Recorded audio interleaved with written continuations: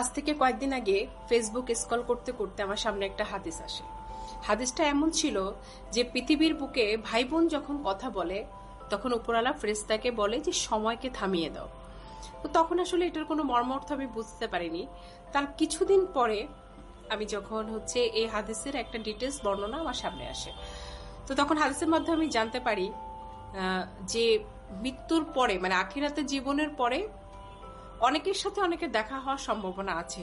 যেমন মার সাথে সন্তানের, বাবার সাথে সন্তানের, স্বামী স্ত্রীর সাথে দেখা হওয়ার পসিবিলিটি আছে, কিন্তু ভাই বোনের সাথে কখনো কোনোদিন কারো আর দেখা হবে না।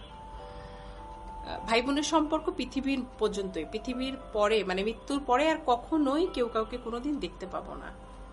বিশ্বাস করেন, এই কথাটা শোনার পরে আমার মনের মধ্যে এক ধরনের যন্ত্রণা আমি অনুভব করছি যে পৃথিবীর পরে আমি শুধু আমার ভাইকে দেখতে পাবো বা আমি আমার বোনকে দেখতে পাবো, মৃত্যুর পরে আর কোনোদিন ওকে আমি আর দেখতে পাবো না।